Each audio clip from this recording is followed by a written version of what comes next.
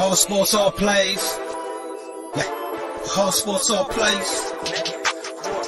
All sports, all plays. 365, we making a plays. You talking the game, get you through the days. We're high in the court, the dime in the lane. Variety topics, living the same. All presentation, sports information. Hitting the airways, taking the nation. All sport, all plays, like working your faces. Grace at the field, so tie the laces.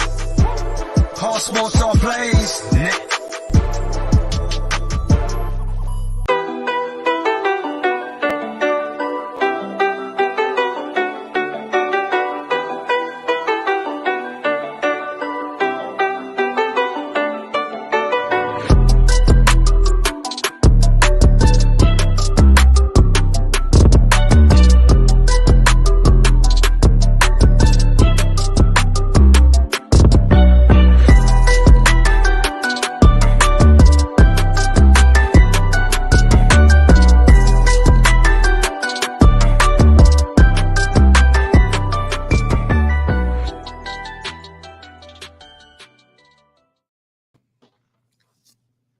All right, what's up, everybody? Welcome to the ASAP Afternoon Blitz. I'm Chris Gonzalez, joined by Deontay Kelly and Rob Scott. How you doing today, Deontay? I'm good, man. How are you? Yeah, doing pretty good.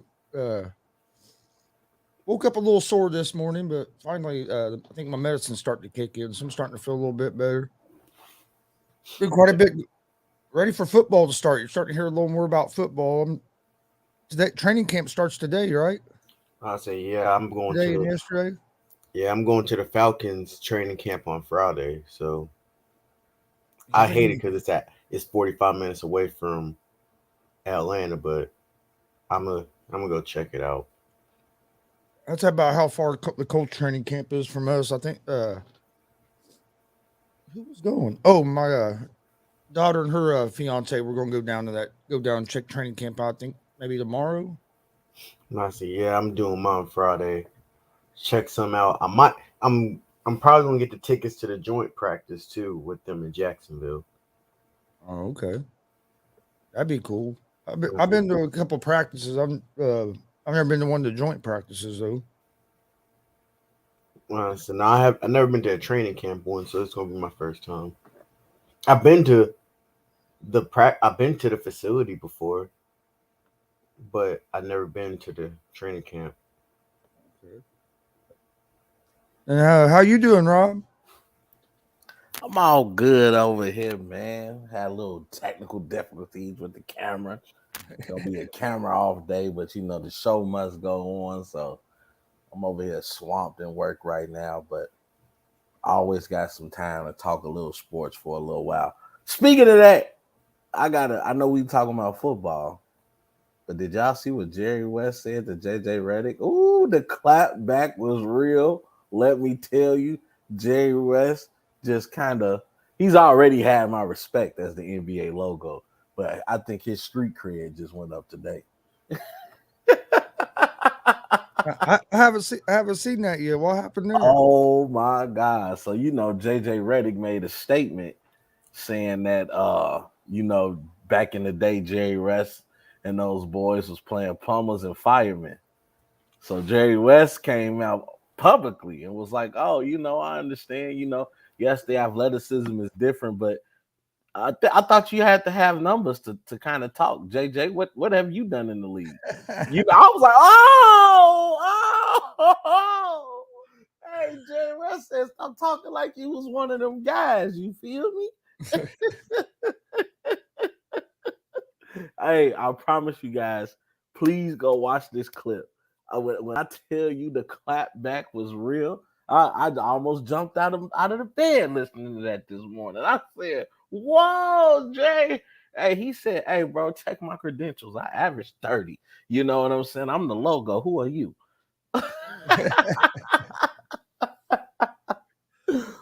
Yeah, I'll have to check that out. I haven't seen that yet. Hilarious, dude. Hilarious. I don't understand why do we have to break down either the players in this generation or the players in the other generation to try to make the players in each generation look better? That it's two different eras. The game was different. You know what? But and it's done by both sides. Like the older people say, "Oh, this generation is soft," and then the younger people are like, "Oh, you guys weren't that athletic back in the day anyway. We'll dominate you guys." You know, you had to beat up on people to be able to play defense because you couldn't keep up. So it just, you know, it's crazy from both sides. Yeah, and there's players from both generations that could play in either generation, and then there's some guys that might not make it as well. But it was just totally different game. Like you just mentioned, the physicality was a lot different back then, and then now just because of all of our technology and stuff, the athletes are more athletic now than what we were back then as a whole. Yeah, I agree on that. But I'm also with the skill has changed too. There's more skill athlete. I'll say back then there's more fundamentals. But now they took the game now and they made it to a different level. They got different moves. There's people that got different types of movement. There's men with thousands of moves on the court. And I think that's really changed the narrative on basketball. It's just now some of the players are better. The greats are going to stay the greats. The great players are going to be great players. But I believe like the role players, like the JJ Reddicks of the world, I think they've gotten better than average role players. Now here, it's like basketball is a legit skill. It's not anybody's side job that they love. Back then, it was people's side job. They would just love playing basketball. I mean, I will also say this though: we mentioned the skill level, but also you have to realize that they set the foundation for these skills to you know, get better and to get sharpened. You know, without Kareem Skyhook, you don't get people, you know, you don't get the Jokic's of the world. You don't get the Embiids of the world. You know what I mean? So I mean, they set the foundation, and then also too. Let's be real. Some of the things that most players do in today's league, they are illegal. Like those double step backs and things like that. Dude, that is a travel, and I get that the NBA doesn't call these calls. But Rob, what's the definition of a travel to you? Moving without the ball being dribbled, and how many steps? You can't step back twice and then step back another 2 times. That's what they're doing. You moving your feet twice. You step back and then you step back. Listen to how it sounds. Don't even sound like it's smooth. It's a step back, step back. Come on now. If you want to be technical, step back. A travel is more than 3 steps. If you're taking 2.5 steps, it's not a problem. No, it's more than 2 steps. And what people have done in today's league is now they include the gather and the steps. That takes a skill. They're thinking that you can gather and then do 2 steps. That's not how it's played. It's how it's played in today's league. That's a skill. I hate when people say. I'm gonna tell you this. Go do that in college. Go do that in the high school league. They will call travel on your ass. They just not gonna do it in the league. They do that in high school. College, I agree. But high school, the game is now more of a freestyle. So like, it's a skill. Like, for example, like how old. I'm not gonna lie, the humbleness came out the window when all these old school players start talking about the new generation. Now these old school players want the new generation to respect their era, but they didn't respect the new generation's era. And like, for example, people talk about James Harden used to get like 15 and 16 fouls back in the day. Do you know that's a skill to manipulate the rules in your favor? I mean, I wouldn't say it's a skill. So if you can read, what makes Tom Brady so good is he knows all the rules. He was hooking people. If it was so easy, why everybody else couldn't do it? They tried. You saw that? Did you see one time? And actually, I ain't gonna say one time, but this happened a couple times. I've seen the referees call travels on people that I'm like, the James Harden does this move every week. And if you look, they started changing the way they were calling that, and James Harden hasn't been as effective since then either. Yeah, James Harden pulled a hamstring the year before. He had 22 a hamstring. A hamstring. Are we giving him the excuse of a hamstring? No, I'm saying he had 22, 8, and 10. This is not his best year, and he still did better than most of the people in the league. No, I'm saying though his drawing fouls numbers have went way down. Oh yeah, they got more you physical. can't draw those fouls anymore because now they're looking for it. Because They know he he's hooking those changed it. people arms, man. It's a skill. It's not a If you skill. if you ask any basketball player, offensively. if you ask any NBA player, what James Harden do is a skill. What James Harden do is a skill. He's hacking. Drawing a foul isn't that easy. How he does it, I've seen Jason Tatum try to do it the whole finals and had 100 turnovers. Right, that's what I'm saying. They also they pick and choose who they call those calls on. That you can't control. See, Rob, that's what I'm saying. Like I mentioned, though, I've seen Steph Curry do the same step back that James Harden did. I'm saying while he was playing James Harden, and he looked at the referee like, "Really? You gonna call a travel on me?" He do this shit all the time. It's like, for example, this is how I'm saying. It's like what you're saying. Generations from prior won't give respect to. All right, for example, LeBron. People just disrespect LeBron. To me, in my generation, LeBron, like in this era, besides Kobe, LeBron has been better. It's been the best player in this generation. People want to bring up certain this, that, and the third. But other generations, if you tell anybody in your generation about Michael Jordan, it's a problem. Nobody wants to bring up Michael Jordan couldn't make it out the first round until Scottie Pippen came. Yeah, they always neglect anybody that's going to make the case for Jordan. See, that's why I feel like I make a case for Jordan that's a legit case because I understand he lost as well, and a lot of people don't. Not just lost; he didn't make it out the first round. Yeah, he didn't make it out the first round, and then when he did make it out the first round, the Pistons got in that ass. So I understand that. But I also look at if we're gonna also look at that, you gotta look at what we give LeBron credit for. That he was guiding these teams when it was just him. That was Jordan. It was just him. No, even before I don't bring it up. Scottie got that, it was Michael Jordan and the Bulls. Like you can't even really tell me who was on the Bulls besides Robert Parrish, and he was old. You know what I'm saying? It was LeBron James and us. Everybody that left that Cleveland team in 07 is not in the NBA. You right. Nobody. I think last time I seen who was the last person that made it? It was Varejao. Varejao was the last person to stay. Yeah, Varejao was the last man standing, and he was with LeBron. But I agree with you on that one. Like I think each generation should give each other credit. You know what I'm saying? And it is a different skill level out here. I just think it's people are more athletic, dude. Like evolution has occurred. Yeah, evolution is a big everybody thing. has gotten bigger. You know, look at Zion. This dude been built this since 8th grade. Generation people don't like to say it's more athletic. Yeah, I mean, I think it's evolution. If you look at to me, I mean, you didn't have a Kyrie in the league. I mean, Isaiah Thomas was the closest you got to that, and then it evolved into Iverson. Then it evolves into Kyrie. You know what I'm saying? Like you see the evolution of the way people handling the ball. Look at Pete Maravich. You know what I'm saying? We go from that to LaMelo Ball in today's league. You know what I'm saying?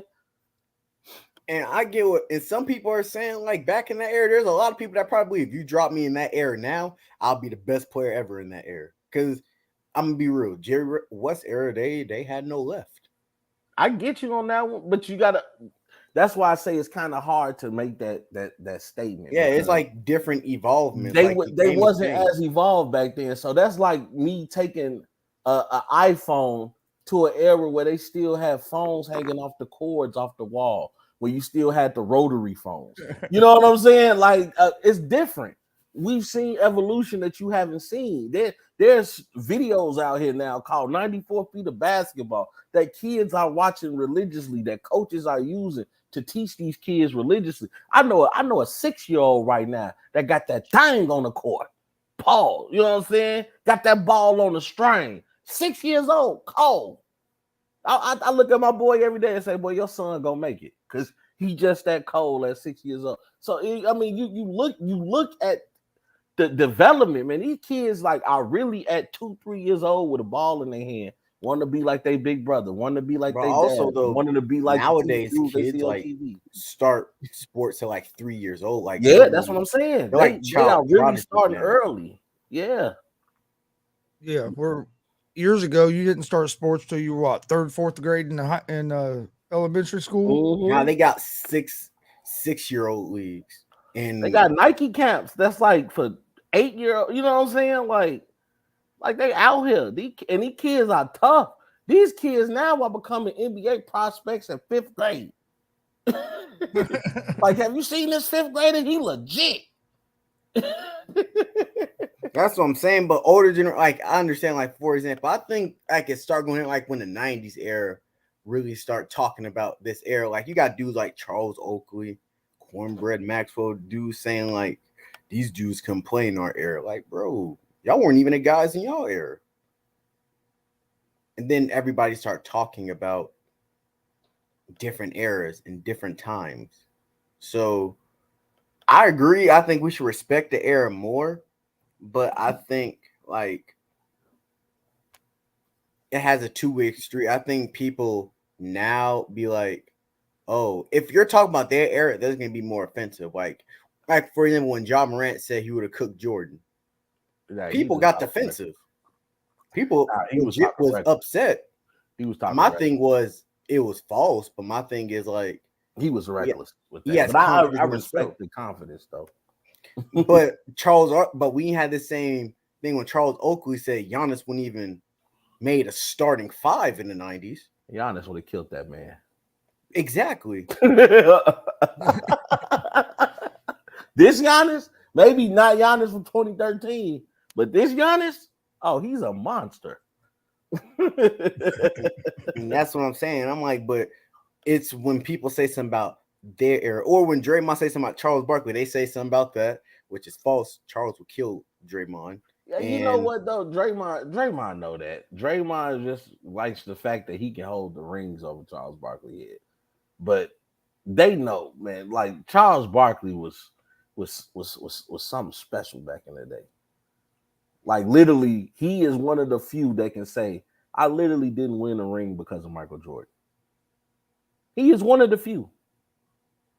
Because by the time he did get on a different team, he was old. It was over with. He was done. You know, that Phoenix team was great. So, I mean, people always talking reckless about Charles because they see this Charles Barkley. They see the old guy that can't move. They don't really realize that Charles Barkley was Zion before we heard of Zion. His athleticism was crazy. Undersized power forward that was killing people on the board. So, and Reggie Miller's another player that Jordan kept from getting a ring. Yeah. Yes, he is. Good old Reggie. Like we talked about this on a couple shows ago, Chris. Imagine if Reggie Miller would have had the same green light that Steph had. Like, yeah, you can go out here and shoot 16 threes. Go ahead and do it. Yeah. Because Reggie Miller was getting all these threes and he was at most shooting 5 a game. Yeah, because the game wasn't like it was now, where back then, if you shot threes like that, you were going on the bench. Yes, sir. Yeah, also, the game is different, though. Back then, it was easier to get better three because mostly it was inside out. You're going to play the big man. The big man is most likely going to get doubled if he's cooking. Then next thing you know, somebody's going to be open. Mm-hmm. It's like a more slash and it was fundamental. It was a fundamental. I mean, statistics will tell you play inside out. Even in today's league, statistics will say play inside out. But it's so many great shooters now. Everybody's not on the level of Steph, but sometimes I have to take a step back from watching Steph and realize that what he is a true, that's like God-given ability to be able to shoot the ball like him. But for the most part, if you look at the landscape of the NBA today, there are some great shooters out there. There are some great shooters out, like guys that you really don't want to leave open and guys that can make really tough shots. Like, think about how much credit Steph gets, and we sometimes neglect the fact that the second best shooter is his partner. Like, Clay doesn't get the love that Steph gets, but think about, like, Clay scored 60 points one time off 8 dribbles. You know what I'm saying? Like, the ball touched the floor 8 times, and that man has 60 points. I'm a huge Clay fan, so I understand. You know, that just shows you how great somebody is where you neglect the fact to even mention this dude. Damian, I literally just asked you, name somebody on that Cleveland's roster that's in the league now. That's all I want. If you could do that, that's and we got to Cleveland. remember, he's not talking about the 2017 Cleveland team. We're not talking about with JR, Kyrie. We're talking about with Mo Williams and Boobie Daniel Gibson, Zandris Ozalskis, right? Varejao, Drew Gooden, a bunch of bums. Larry Hughes when he was washed up. Who else was on there? Wasn't Candace Parker brother on there? Anthony Parker? No, it was Smush Parker. No, Anthony Parker. He had a bunch of bums on that team. We got to start realizing. Like, I understand LeBron. If you feel Jordan is to go, or Kobe, or etc., if you feel like that, we just got to start respecting. Like, we got to come to realization. I think people listen to Skip Bayless too much. And they really think LeBron is not an all-time great. People talk like LeBron is just a straight-up bum. Yeah, they be wilding out, bro. Like, Damian, there's literally nobody on that roster that's in the NBA now. Not one person. If you can give me one, then I give you a kudos. But I honestly don't think so. LeBron is one of the best players ever played. He's personally in my top three. I think the top three basketball players ever is Kareem, Jordan, LeBron. Those are me. But if I went with people to watch, Kobe and LeBron is like my two idols in basketball. But we got to start respecting LeBron. LeBron is 5-time MVP, 4 times finals winner, 4-time finals MVP. He's most likely going to be the all-time scoring leader, and he's top 10 in points, rebounds, and assists. Oh, he's definitely going to be that. So what is the problem with LeBron? I get he ain't got the kill instinct. That's his only part of his game that's flawed. Well, see, I think a lot of people respect him. It's just the time we live in. Everybody wants to be trolls and just and talk crap, and most of the people don't even believe half the shit that they say. Now, there's actually some people that believe that people talk like, oh, LeBron's not like this. LeBron, he's like, they bring up the 2010 finals, which is under. I personally would bring it to 2007 because you're going against the Spurs and you got that roster. He wasn't winning. He knew he wasn't winning. And that was the Spurs at their peak. And 2010 was probably the worst performance ever by a superstar. I can admit that. But ever since then, people just tarnished his game. And the Miami thing, I understand people didn't want him to go to Miami, but I thought it was a super team move. But also, you got to realize Miami's was 45-37 before he got there. And he was tired of playing with. I agree with your dad. Team play is way better back then than it was now. Individual play is better. Well, it's a lot of ISO ball in today's game. I think the best type. It's a lot of ISO ball, but I honestly they don't call plays anymore. I honestly think though that, I mean, you can honestly say like kind of Jordan started that, or he at least made it popular. Like, because the Bulls on a lot of occasions, like, I will agree with Skip Bayless in this aspect that Jordan was one of the greatest bailout players ever. Like, when the shot clock got down to 9 seconds and there was nothing going on, just get the ball to Mike. Get him the Mike. He'll take care of it. And you can honestly live or die even if he scored or not.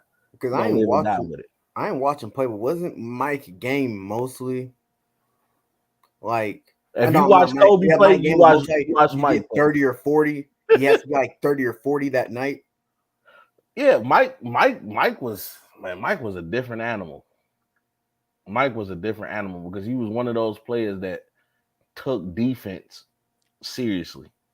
So it's hard when you got a dude that can give you 30 or 40, but there's nothing you can do with him. But also, you can say AI changed some of it too, because AI, that whole Sixers roster was, listen, AI can score as much as he can, and y'all are just going to be open. Oh, you know what? That AI was like, I don't think he gets enough credit. The fact that he made it to the finals and won a game against the Lakers was something amazing, dude. That was amazing. Like, people got to remember that Lakers team was running through the playoffs that year. I think they had swept everybody up until Allen Iverson. AI is one of the guys that helped change the league to the more of the isolation ball as well. Yes, indeed. Yes, indeed. Ivo used to kill people daily. Oh my God. Y'all taking me back. Now, see, that's when I really was getting into the game. That Iverson Kobe peak years. That's when I started really watching the game. I remember watching their games and going to school and talking about it. Or I remember when Allen Iverson did the up and under his arm during the All-Star game, and he still scored the ball. We was all out there trying that move. Like, yeah, that dude was tell you something, boy, about AI, boy. AI was different. What do you guys think? Do you guys think that the Celtics should go after KD? Ooh, that's that. While I was looking at that, I'm like, Marcus Smart. I ain't gonna lie. The Nets will get if you get Marcus Smart and if you get Ben Simmons with Jaylen Brown, that's actually a nice little pickup for him. But if I was Boston, because I'm not gonna lie, I honestly think Jaylen Brown was like, if he was gonna get a right contract, he was gonna go somewhere else. He was gonna get a max contract on a team to be the star player on somebody's team. That's personally me. I knew that was coming up sooner or later. And Marcus Smart, that's the only thing. Marcus Smart is their heart and soul in their team, but they just got Malcolm Brogdon, which is a better point guard. But my thing is what you're going to do with the supporting cast and but you also have Kevin Durant and Jason Tatum. You don't have to do a lot. So I'm 50-50 with it. Like, if it doesn't happen, I understand. But if it does happen, I also do understand. Danny Ainge would have made the call, though. I'll say that. To me, it all depends on what you have to give up. If they're just giving up Brown and some picks and maybe it's probably going to take Smart as well. I would maybe do that, but if you got to give up too much of your core, I wouldn't, because how long is KD going to be there? He could get there and play one season and want to leave. But difference between everybody, like Brooklyn, I think KD's meant for somewhere that has a structured environment where he's not the guy. Boston is a structure. Like, if you realize the places he wanted to go, they're very structural teams. Yeah, Boston, but Golden Toronto, State was a structured Miami, team. Golden State. Those are structural organization where it's the coach's end all be all. Ime Udoka, what Kate like that? I think KD will play the type of basketball he wants to play. Well, I mean, everybody said that about Golden State, and he wasn't happy there one day. Nah, Dre, I ain't gonna lie. If you call me a B word on national TV, we might have to have a problem. If you him and Draymond's relationship, but also I think he loved playing Golden State because of how they played the game. He just wants to play basketball the right way. If you leave an organization that you can win championships at because somebody called you a bitch, that's pretty soft. We never said he was. Take about back and fight or something, but you don't have to leave the team. I mean, and also he probably was tired. Like, this is a Curry's driven team too. He probably thought he could do it himself and bought Brooklyn. I think Kevin Durant could do it himself. I just think Brooklyn was. I would not want to be my second reliable person to be Kyrie Irving. That's personally me. Oh, that was the first mistake he made, was pairing up with Kyrie. Yeah. I think that would really ruined it. I think Kyrie Irving, if it was anybody else on the team, I think when Matt, like Kyrie Irving, he was worse than Westbrook. At least Westbrook played. Kyrie, I think that was the problem, because Kyrie's saying he's going to play in Brooklyn with or without Kevin Durant. And Kevin Durant's like, I'm not playing with Kyrie. I really think KD doesn't want to say it, but I think KD deep in his heart is like, I'm not playing with Kyrie. I'm not going a season with, I don't know if my second best player is going to not be there. I think that's what's going on in behind the scenes. But if they can get KD, but I think how a team is going to get KD, they're going to have to go with a 3 or 4 team trade. And I think it's going to be like, I wouldn't mind if I see a 3 or 4 team trade that gets Donovan Mitchell like to New York. You get KD. You get KD to where he needs to go, Boston. And then you get Boston, they get their little pieces, and Utah get some of their pieces. I just think it's going to be like a 3 or 4 team trade. But Boston with KD, I think that you still got Robert Williams, still got Al Horford, you have Peyton Pritchard still, Derek White is still there, you got Grant Williams, you add in KD, you all smart, but you got Danilo Gallinari. That's still a solid team, and you still got Jason Tatum. Not gonna lie, that's still a finals contending team. That team might be better because Jaylen Brown is not as efficient as Kevin Durant. Only thing is they're getting rid of their best defender. I kind of like that Boston roster still with them because you're playing Peyton Pritchard and Grant Williams more minutes. Derek White's going to get his more minutes. Derek White is a very solid defender and he can score. You got you still got Robert Williams, which is a good score, which is a great defender, one of the best defense players. And you got Al Horford. Al Horford's going to play his role, and Danilo Gallinari can get you 15 or 16 coming off the bench. I kind of like Boston still. I'll put Boston over Milwaukee if KD is there. What do you think, Rob? Honestly, I think that if the deal works for Brooklyn, but because they're going to get a lot of players. If I'm Boston, I don't know if I really want to give everything up for KD. Now, don't get me wrong. KD, generational talent, going down as top 15 player of all time. One of the greatest scorers because of his just natural length and ability, shooting ability. So I get all of that. But to me, where it comes with his level of toxicity and this level of or lack of leadership. And to me, I mean, when you're getting somebody like KD, you're assuming you're getting a leader. You're assuming you're getting somebody that can lead your team to the promised land, which unfortunately he can't. As we spoke about this on the morning show yesterday, me and Pride in particular, KD has to go into a situation that's already where a leader is already established, where culture is already established, because he's not the guy to help build that. He's not the guy that's going to lead you to the promised land. Even when you look at the Oklahoma City Thunder, Russell Westbrook was the leader. Like, it came down to what Russ wanted to do. Now, I'm not saying Russell Westbrook was the right leader, but he was the vocal person on that team. You know, KD has said this before, and people have to take him at his word. He just wants to show up and play basketball. He doesn't want to say anything to anybody else. He just wants to, you know, he can play basketball at the best of his ability, but that's all he wants to do. And he's toxic because every situation he's been in, it's been bad. Oklahoma City turned out bad. A lot of people want to blame it on Russ. I blame it on the lack of KD not saying something to Russ. That you let it build up and fester to the point where you just left. And not only left, you left for a team that just beat you, that just came back from a 3-1 deficit. You left for them. So that was an even bigger smack in Russell Westbrook's face. Then you get to Golden State and you leave a championship situation for nothing. For nothing.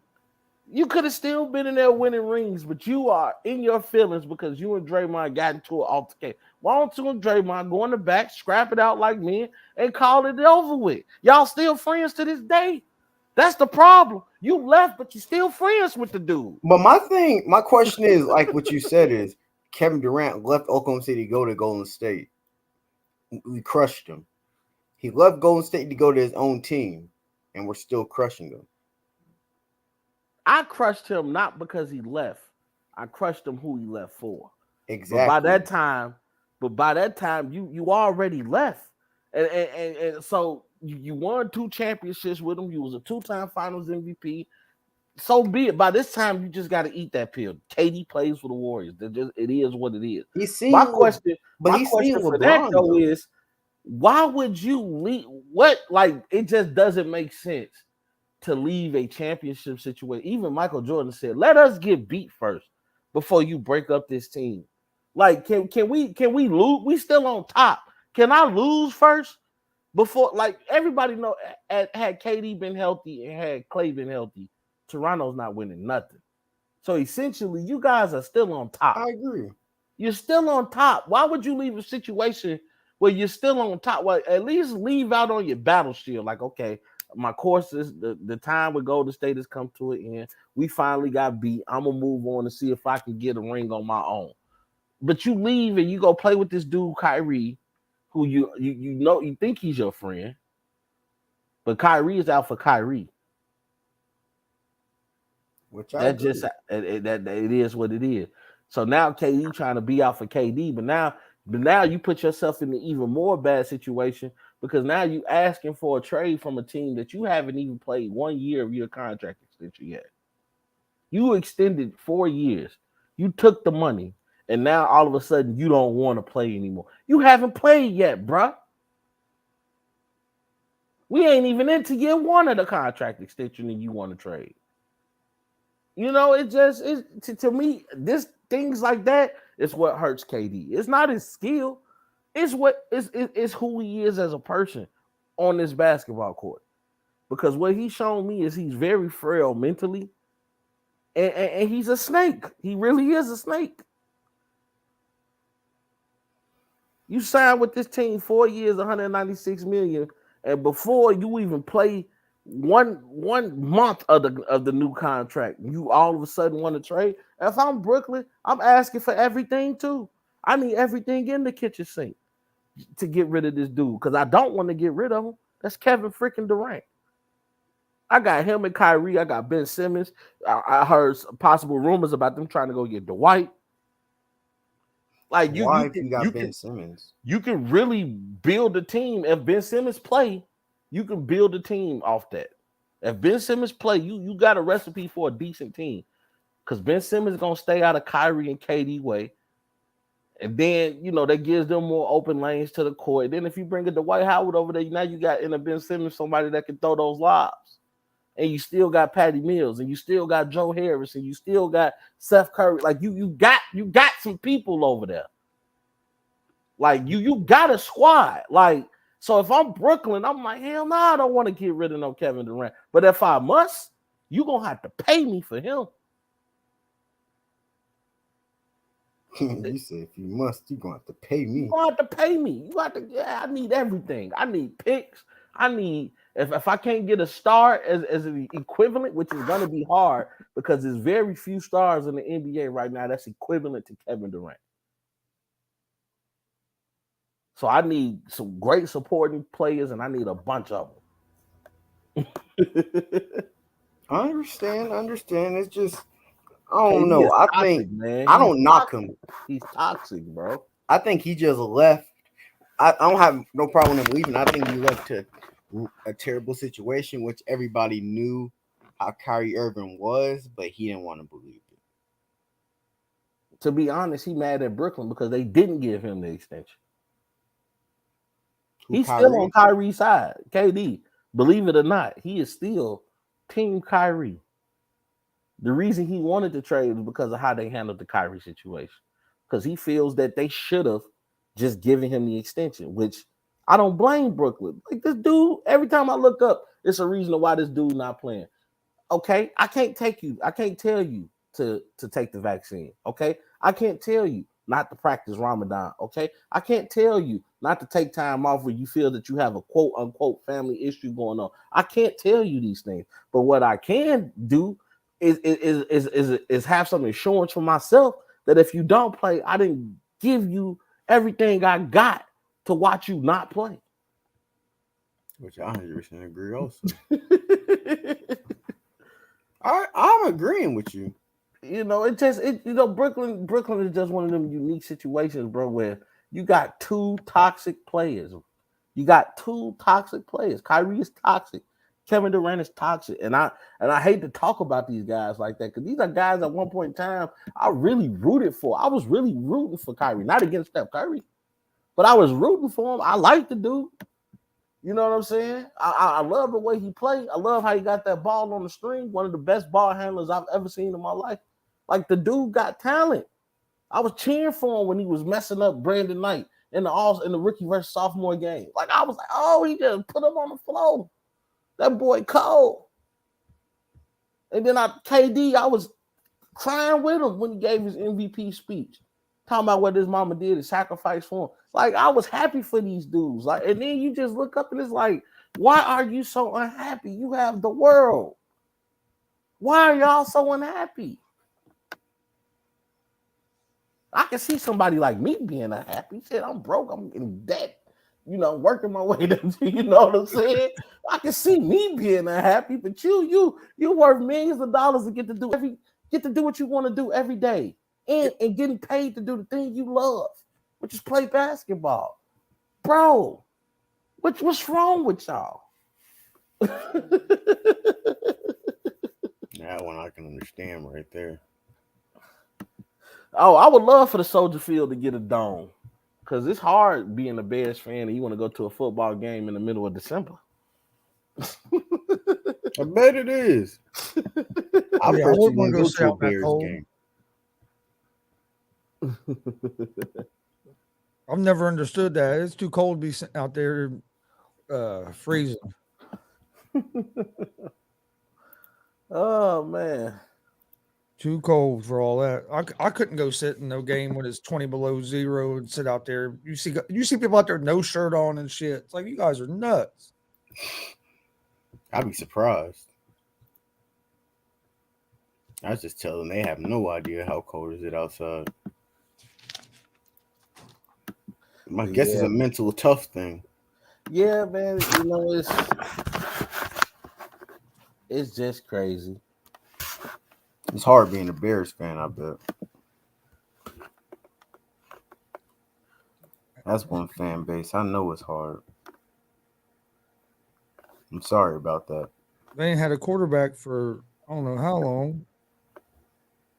That's been their biggest problem. That and then they hired Matt Nagy. Yeah, I think that's where the problem started. Man, Matt Nagy, man. And I've been noticing, man, they've been playing the Bears. Like, they've been talking about them on sports. I guess it's just their day. But why are y'all talking about these guys? Like, it's bad. Like, this is the first time I can tell you as a Chicagoan that nobody has hope. Usually it's always like, man, the Bears could do something this year. It's always that little glimmer, even if you know, like this year, everybody definitively knows the Bears ain't doing SHIT. Like, if we win 8 games, to us, that's a victory. Do you think that Fields is going to be the guy there that eventually help turn it around? I hope so. I haven't seen enough of Fields to really evaluate if he's that guy, because he's been put in a messed up situation where, the Bears' offensive line sucks. He really has no receivers to throw it to. He's in a bad situation. Like, if you look at a lot of Bears plays last year, the receivers could not break free to give him any time. And that's why I feel like he's holding on to the ball, because he's trying to give them a chance to break free. And the times where they did break free, they were dropping the ball. Like, I was shocked. Allen Robinson had a lot of drops last year, and I know Allen Robinson is gone. I forgot. I think the Bears got a receiver now that used to play with New England. I forgot the kid's name, but he still, to me, has nobody to really throw it to. And the offensive line has gotten somewhat better, but I don't think it's nothing to hoorah about. you know, and I just haven't seen enough of Justin to say, man, is this dude it? I hope he's it. You know, I was one of those people cheering when the Bears got him. I was like, please don't be stupid and do what you guys just did and get a Mitchell Trubisky. And everybody's like, really? You got that dude? You know, it's the Bears have been doing some questionable things for quite a few years now, and it's, you know, I was happy that they got Justin Fields. I feel like he has if he can bring what he brought in college, I think we're in great hands, because what he did in college, he had some legendary guys. I mean, remember the game where I believe like his collarbone was something was messed up, and he was able to push through that game and win. You know what I'm saying? Yeah, I do. So if he could bring that, I think the Bears are A-okay. But I just don't know about the Bears team as a whole. You know, it's looking rough. Being a Chicago fan, why do you think it's been so hard for them to get a quarterback? Because I mean, even if you look back in their history, they really have never had that star quarterback. They've never made that like a point of attention. I think Jay Cutler was the first time they really was like, we need a quarterback. And even with Jay Cutler, they didn't give him any protection at all. No. They didn't give Jay Cutler any protection. Like I said, I always joke with people now and say, if you watch Jay Cutler, he still got a twitch. He still has a twitch from all those hits he took. Like he looks like, you know, sometimes he's having flashbacks of the defense penetrating that offensive line. But the Bears never really made that a point of emphasis. I mean, we've had some pretty okay quarterbacks. We had Rex Grossman, we had Caleb Haney, we had Cal Ord. I mean, nobody I just named is a world beater. Hey, Grossman took you guys to a Super Bowl. Grossman came back while we were in the Super Bowl. Yep. Cal Orton took us to the Super Bowl. Yep. And it really wasn't even that. It was the defensive special Devin teams. Hester. Right. It was defensive special teams. He was just on the team by default. Oh God.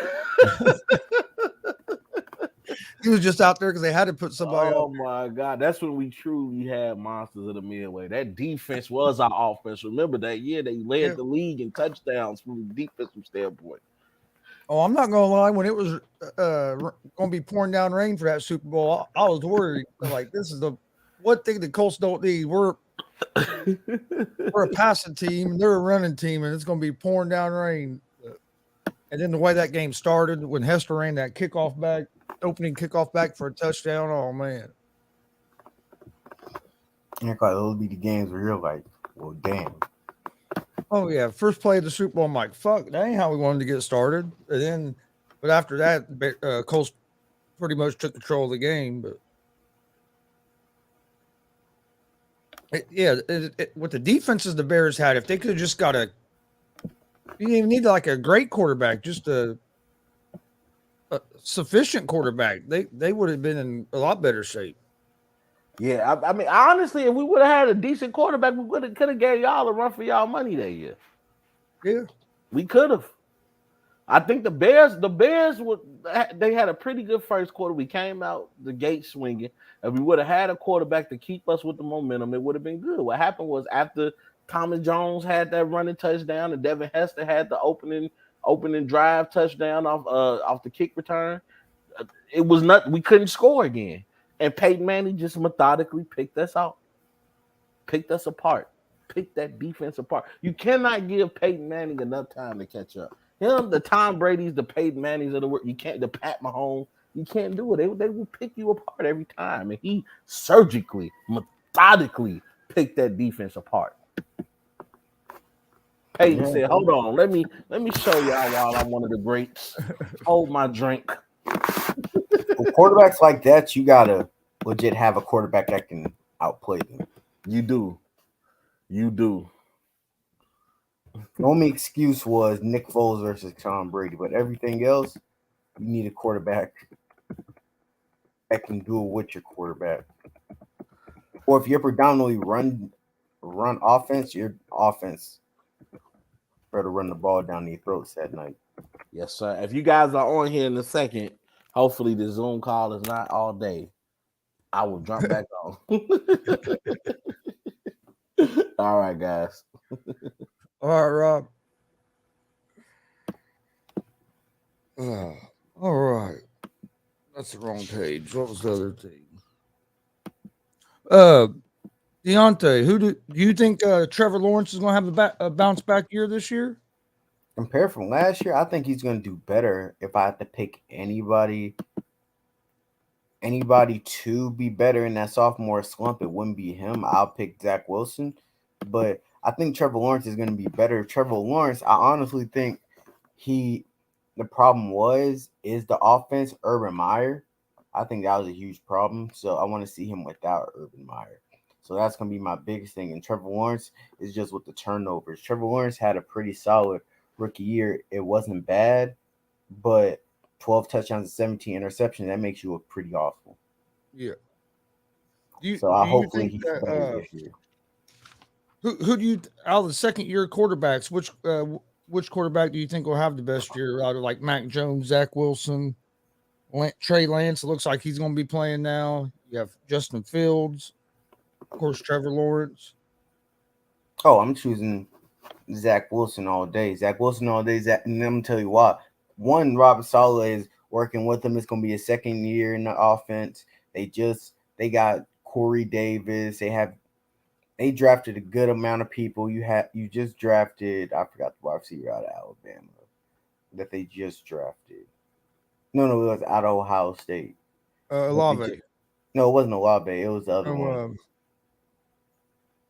I can't remember. I know who you're talking about. Though.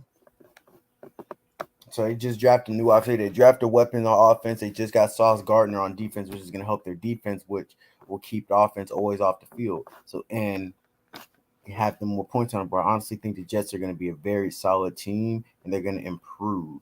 I'm not going to say solid as in playoff performance, but I think the Jets in general, Garrett Wilson, I apologize. It's Garrett Wilson. They just drafted Garrett Wilson, and I think they're going to be a pretty good team, pretty solid team. And I honestly think I like them. I like Elijah Moore. I like the CJ Uzama that they just got from Cincinnati, and I really think I like them. I really like them. So, shout out to the Jets. I think Zach Wilson is going to play the best. I think Zach Wilson will have a better year. I think it's going to be Trevor Lawrence. They'll have the best season this year, and not really going by wins or losses, just by like their play. And the reason I say that is because, like you mentioned, Urban Meyer last year, that mess that they had in Jacksonville, they went and got some better weapons for him to throw the ball to, and getting Doug Peterson as the coach who has worked well with young quarterbacks. I think we'll see a lot bigger jump out of Trevor Lawrence this year than what we did last year with the situation he was in. I 100% agree. I 1,000% agree. I think more of last year, I agree with you, was the coaching and the situation than it was really Lawrence. Don't get me wrong, he has to make better decisions on the interceptions, but some of that can also be the plays that you're getting put in. It just wasn't a good situation. Jacksonville messed that all up with bringing Urban Meyer in, and then it ended up being worse than what I thought it would be. I think that was my thing too. I thought it got way worse than I thought it was going to be with Urban Meyer. I knew Urban Meyer was bad, but I'm like, gee whiz. Yeah, I didn't think it was going to be that bad. That was my only problem with him. And I think Trevor Lawrence is going to play better. So I also think Zach Wilson is going to play better, but I won't be surprised. I think all of them are going to play better in their own way. But if I had to pick mine, I'm most likely going to pick Zach Wilson. I'll say Zach Wilson first, Justin Fields second, and I like Trey Lance, but I think this is Trey Lance's first time starting, so it's going to be difficult. Yeah, Mac Jones is going to stay the same. Speaking of Trey Lance, what do you think is going? Where do you think Jimmy G will end up? That's a hard one, Jimmy G. Honestly, don't know. It's going to be very difficult to First see where place Jimmy G comes to mind first place that comes to mind is Seattle, but I don't see that. I just don't see the 49ers I don't see them trading in the division. him in the division. Absolutely, I don't see him trading him in the division. Also, I So, can see the Colts going for him. If I be honest, I think the best team for him would be Indianapolis. I understand Matt Ryan's there, but I think that'll be a very good scenario for when he retires. But also, if it's not Matt Ryan, I honestly think,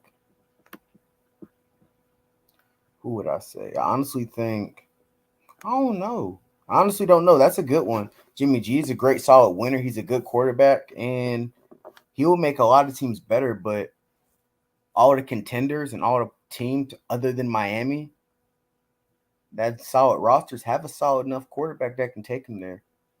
yeah, him.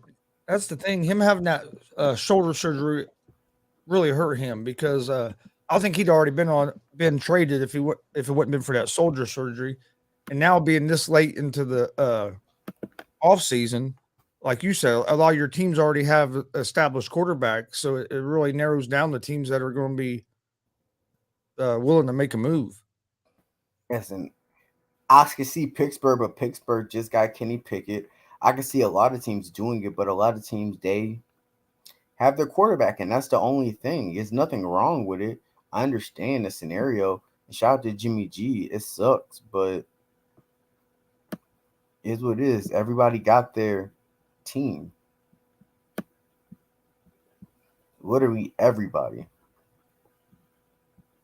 And I don't know Like I said, how. not the only team is Seattle, and like I said, I wouldn't trade them in the division. Yeah, I I don't. would. That'll be the last thing I do. I ain't gonna lie to you. Almost like it'll be the last thing I do is trade Jimmy Garoppolo in the division.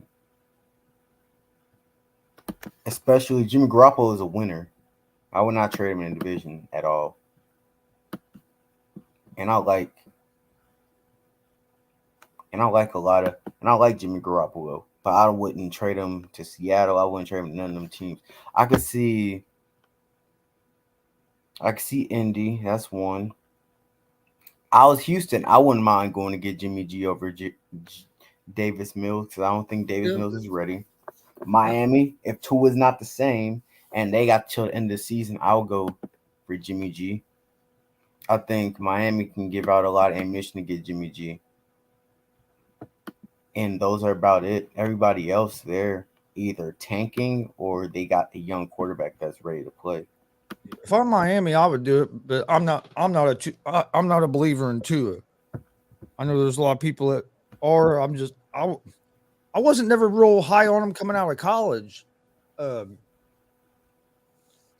then when I watched him with the Dolphins, I still think he needs a little more time. I still think it takes him he's a little slow at reading, going through his progressions.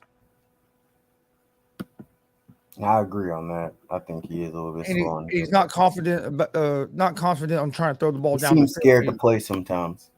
Yeah, scared to make. It's like he's scared to make the big mistake, but then that's when you make the big mistake is when you're scared, like you said, scared to play. When you play not to lose is when you usually lose. But he's a winner, though.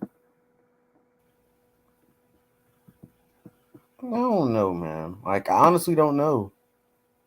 Like, Jimmy G is a touchy subject that I think a lot of teams want to go for it, but they're scared. Are they going to just plateau? Yeah. There's some quarterbacks that you believe you're just plateaued. And I think Jimmy G is one of them. If you had to pick, who would you see? Who do you think Jimmy G will go to? Oh man.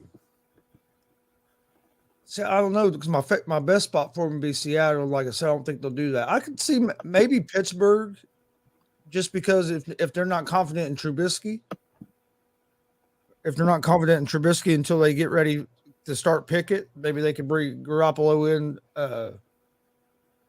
with that defense that they have and stuff, I think he could be a decent fit. I think I agree with you. I think Miami could be a good fit, especially not knowing what's going to happen with Tua. And Houston, I do like Houston. I was a team I forgot about with Mills, but they're just so much of a dumpster fire right now. That's the only problem I have is because they're playing bad. What if you're the Detroit Lions? Would you rather have Garoppolo than Golf? I think they're kind of the same player. That's me personally. But I don't knock anybody else that would not want Jared Goff, but that would not want him. But I think they're the same player. You don't think so? I think they're pretty close to the same player. I think Jimmy G might be a little bit better, but yeah, they're not. But it's going to be interesting because a lot of teams have quarterbacks. I think that they're already made their mind up. They're set to start the season with. I think being this late in the offseason really hurts Jimmy G. Yeah, personally, that's me. I think the 49ers that hurt Jimmy G. And I think with the Jimmy G, they'll have enough money to pay for Deebo Samuel. So that's why I think they really want to move Jimmy G. Well, I think it's that. And then I've heard that another reason why they're moving on from Jimmy G is because Samuel wants Lance start. You say you think because of what? Deebo Samuel has been one of the guys pushing for Lance to start. So one of the reasons I think they're doing this is to help try to keep Deebo there. Is why they're making the move now instead of maybe waiting a little bit. Yeah, I can see that, honestly. I think it's part of trying to get Samuel to buy back in. Yeah, I can see that. Honestly, I can. Damien said Jimmy's a backup, not a starter. In my opinion, makes too many mistakes. I think he'll be a very solid backup. I'll see him back. If I see him backing up, I'll see him backing up in Indy because he knows he's going to start, and I think he will be able to sit behind a very good quarterback and learn from his mistakes. Yeah. I can see that's why I see Jimmy in Indy. Personally, I think that'll be his smartest move.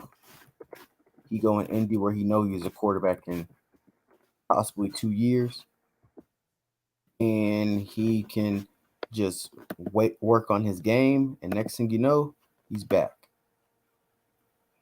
But do I see him rebuilding a whole different franchise? I personally don't.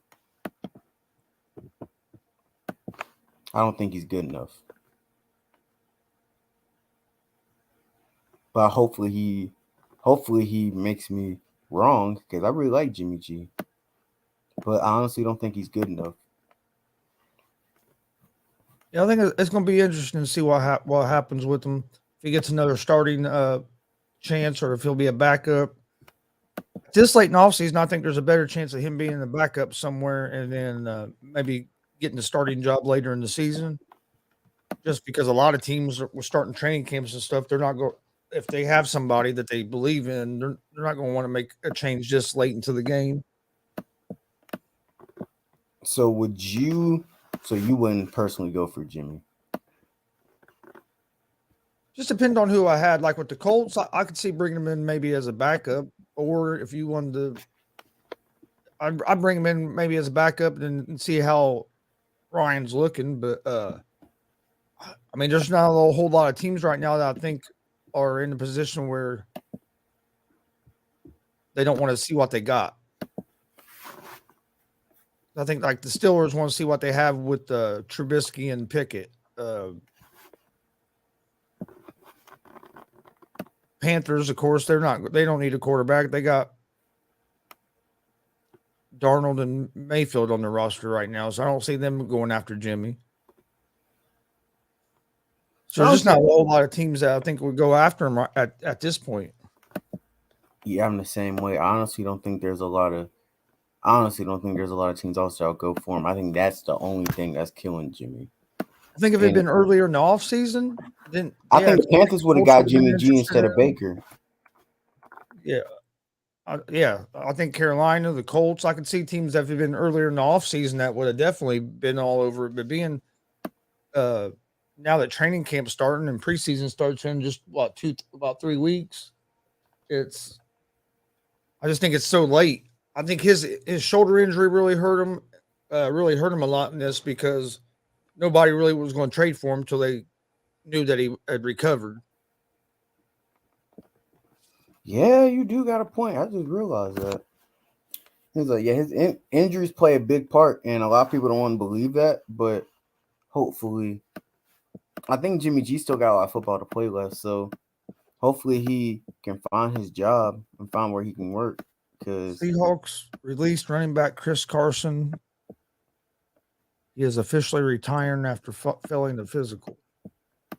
yeah, I can tell by saying he was always hurt. Yeah, he has it. It's been a couple seasons since he's been able to stay healthy. Yeah, because he was a very solid running back. It was just that he got hurt all the time. And Seattle's a mess right now, man. Do you think Pete Carroll's going to be gone? I don't know. It could be. It could be, especially if. I mean, I don't know, but how much can the owner really expect this year with Pete Carroll when you're going to have either Geno Smith or, of course, I'm going to forget the guy's name now. Oh, Drew Lock. You're going to have Drew Lock or Geno as your starting quarterback. You just lost your running back. I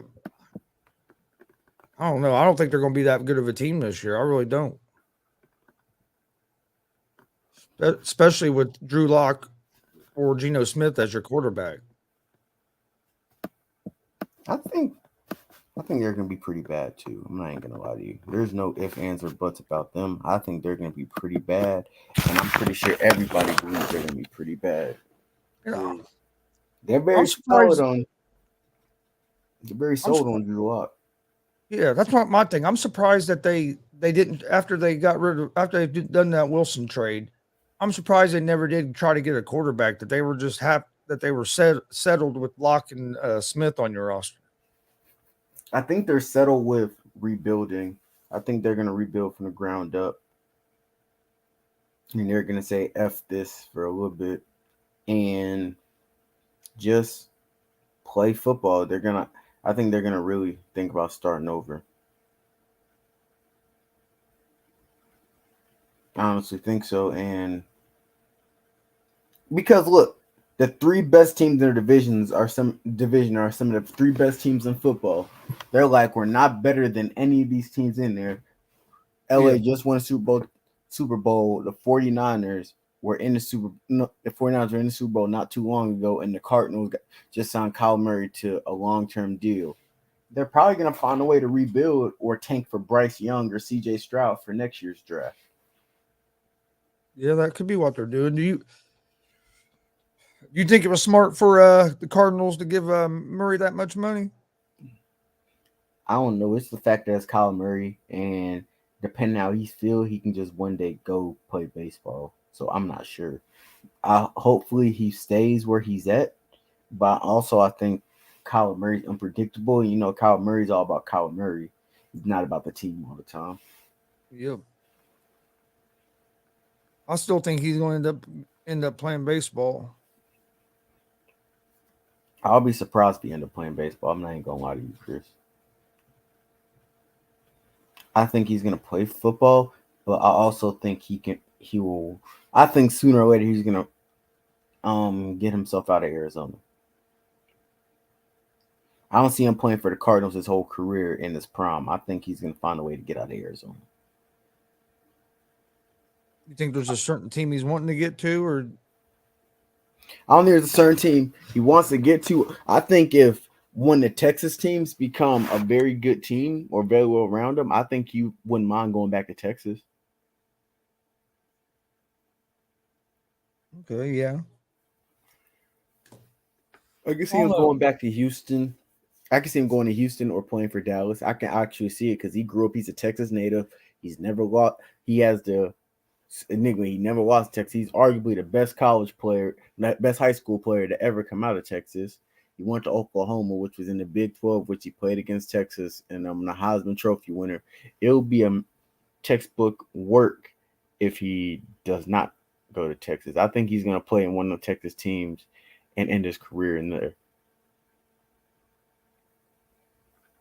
I can see that happening. I don't know, man. Just a lot of times, if you look on the sideline, he just looks like he's not even interested. I don't know. His body language sometimes look like he's disinterested. Like you said, he's more of a guy that cares more about himself than the team. I could see him going somewhere else, but I still think he'll play. End up playing baseball. He surprised me. I didn't think he was signing another contract. I thought after his first contract in the NFL, he'd probably go play baseball. I've been saying that since he got drafted, so it surprised me. He surprised me there. But I just think I understand why they paid him because they really didn't have you didn't have too much of a choice because who you going to go out and get that's better than him at this point. But I could also see this could set Arizona's franchise back a few years if this doesn't work. I think they need a new coach. I think they need to get rid of Kingsbury myself. Yeah, I think Cliff Kingsbury's not the coach there either. I honestly don't think he's not the coach that's supposed to be there myself. So I 100% agree on that one. I think Cliff Kingsbury needs to go because I don't think he knows what he's doing. I think he just has Kyler Murray. Yeah, that's what I think too. If the Seahawks were smart, they would be calling up Manziel, Cam, or Cap if they want to prevent the rebuild. All right. How are either three of them are going to prevent the rebuild?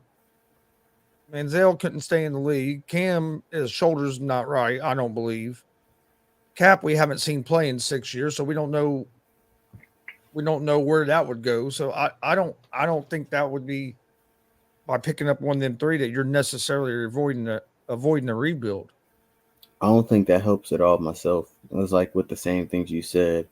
Manziel was bad. Cam is hurt, and Cap, we haven't seen him play in a long time. Those are the big three factors for every single one. That's their Achilles heel. And Manziel, and even if he did improve, and Manziel's like 5'9", and Kyler Murray gets knocked around. So imagine what happened with Manziel. Yeah, and Cam, I just think something's still wrong with his shoulder because, I mean, when he was in New England, sometimes he'd go back to throw the ball and it was just like it wasn't there. It was like, I don't know. You never saw him throw 10-yard passes in the dirt like we did as many as he was doing in New England. Yeah, I think he's legit hurt, and I think it has not healed up properly. Them shoulders can be tricky, man. Kind of like a knee. Once you hurt a shoulder, it can cause you a lot of problems, especially if you're a quarterback and it's your throwing shoulder. That's what I was about to say. Isn't it his arm that? Isn't it his throwing arm that's? Yep. So I think Cam is done. I think Cap. I don't think nobody's gonna sign Cap. Yeah, I think Cap's done. Unfortunately, I'd like to see him get a chance, but I think he's done. I was hoping he worked out when Cap worked out with the Raiders, he would get at least like more teams would give him a workout. But since that hasn't happened, man, I think he's running out of time because people are going to be saying like me and you are saying we ain't seen him play in 6 years. Well, it's just going to keep adding on. And then now you got reports. You've had some reports that he didn't look good in the workout. You've had reports that he did, so you don't know what to believe because we ain't been able to see the workout. So you know what I mean? So we don't know for sure. That's the thing that sucks what happened to him because nobody's going to know unless people see with their own eyes. Yeah. And still people with their own eyes are still biased because of what happened with you. Some people say you'll do good. Some people say you'll do bad. But nobody would know unless people see the eye test. I think the rest of them two, I just think Cam is officially done. I think Cam's done. Manziel's not going to get another chance in the NFL. I don't see that happening. And I hate that Cam is done because I used to love Cam. But his shoulder got him. Sometimes injuries catch up with you, and unfortunately, I think what's happened with Cam. He just got an injury that his body isn't healing up right. It's like the Andrew Luck. It's when you get hit enough, if you get hit hard enough, it's gonna happen to you. And Injuries are gonna happen. unfortunately, with both of them, don't get me wrong, some of it's the team not putting a good enough offensive line, but some of it was also their style of play. Because they would both hold on to the ball to try to make a play, and sometimes that can cost you. So both their styles of play, I think, got them hurt a little bit by holding on to the ball too long. But then it was also the Colts and the Panthers not protecting them as well. I don't know. I think it's that, and I think the talent wise, because one thing about them, they try to put talent around them, but it wasn't good enough talent, and they had to be the guys to make their own plays, make their own ways to win the game, and I think it took its toll on them. Yep. Wait, Alex Smith was out for a few years and was still playing good when he came back, so I don't see how Cap can do bad. For one, Smith wasn't out no 6 years. And Smith was hurt, so he was still rehabbing and training for football. I get Cat and Smith played the year before. It's never been where Smith missed 2 or 3 years. It's always like Smith missed a year. And Smith and Cap game is two different things. Yeah. Smith is not going to take any risk or run the ball. Cap is going to run. Like, it's a lot of differences in play style. With Cap, you're going to have to change your offense most likely. Yep. And that's why I kind of always thought that Baltimore would be a spot that they would take a chance on Kaepernick as bringing him in as a backup because of the style of offense they run with Lamar Jackson. Yeah, I ain't gonna lie. I'm surprised, but they also got Huntley, and Huntley's a very solid backup. But the few games he played, that's true. Lamar Jackson was out, so I don't know. I think the Lamar Jackson thing is going to be a touchy subject. Oh yeah, that's going to be it's going to be interesting. Baltimore, I think, is the longer they wait, the more money they're costing themselves. Because, I mean, the market's just going to keep getting reset. We just saw what happened with Murray, and you let Burrow or Herbert sign before you sign Lamar Jackson. It's just the price is just going to keep going up. Oh no, I think Lamar's going to get paid. Lamar's going to get paid if he doesn't. No, I think he's going to get paid. But what I'm saying is, I think the Ravens are screwed themselves some because the longer you wait, the more you're going to have to pay him because the market's just going to keep getting reset. Yeah, because after Kyler Murray, they should have tried to pay him after Kyler Murray because now he's going to go to Kyler Murray got $230 million deal, and I'm better than Kyler Murray.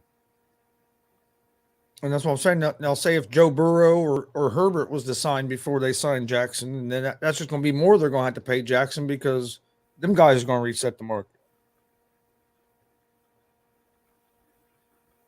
I tried to tell my friends, they was like, Jackson, they're like, they're going to pay Jack. I'm like, they better, because I'm not going to lie, will all these other quarterbacks pay? Because I knew once Kyler Murray hit it, he was going to reset the market because Kyler Murray is the best person on that team. So that's why I was like, you know what? If Lamar Jackson does not get paid before Kyler Murray, it's going to cause a rift between the Ravens and Lamar, because now Lamar's going to ask for Kyler Murray money. And he should, because he deserves Kyler Murray money, but I knew he was going to ask for that.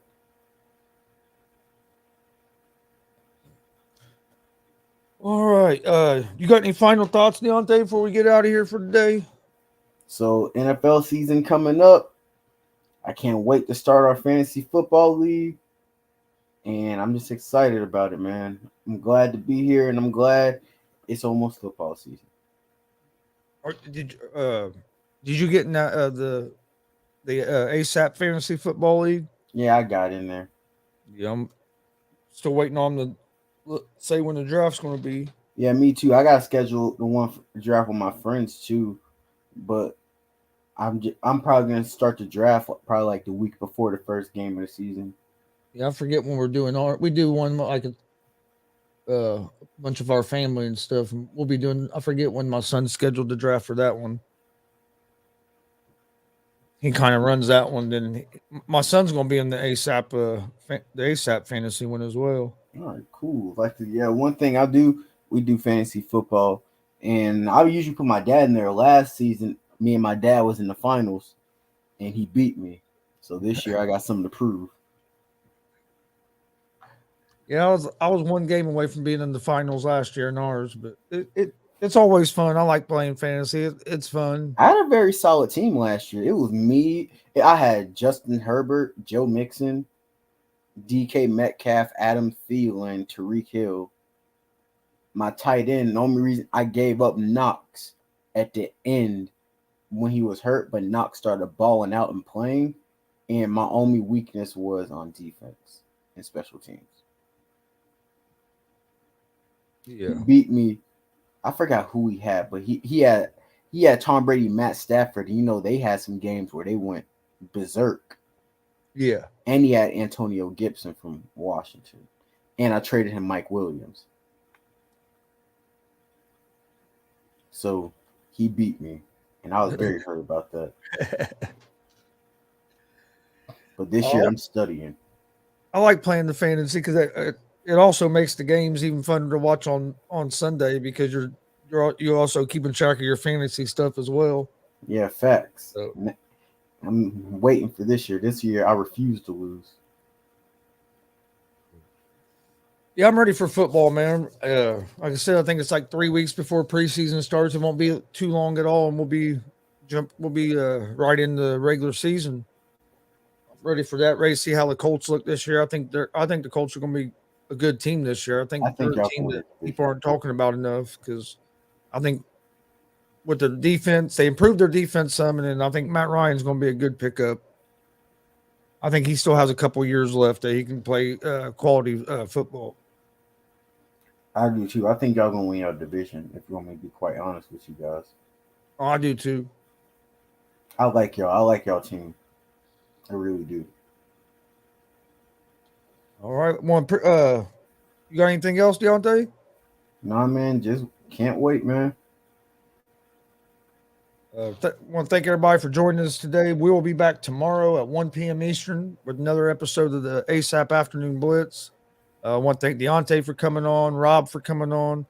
I think we'll have I think Jay will be back tomorrow. Greg will be coming back here pretty soon as well. So should be a good show tomorrow. Come join us tomorrow at 1 p.m. Eastern for the ASAP Afternoon Blitz. And stay safe and have a great day. All sports, all plays. All sports, all plays. All sports, all plays. 365, we making a plays. We talking the game, get you to the days. We're high in the court, the dime in the lane. Variety, topics, living the same. All presentation, sports information. In the airways, taking the nation. All sport, all plays, like working your faces. Grace at the field, so tie the laces. All sports, all plays.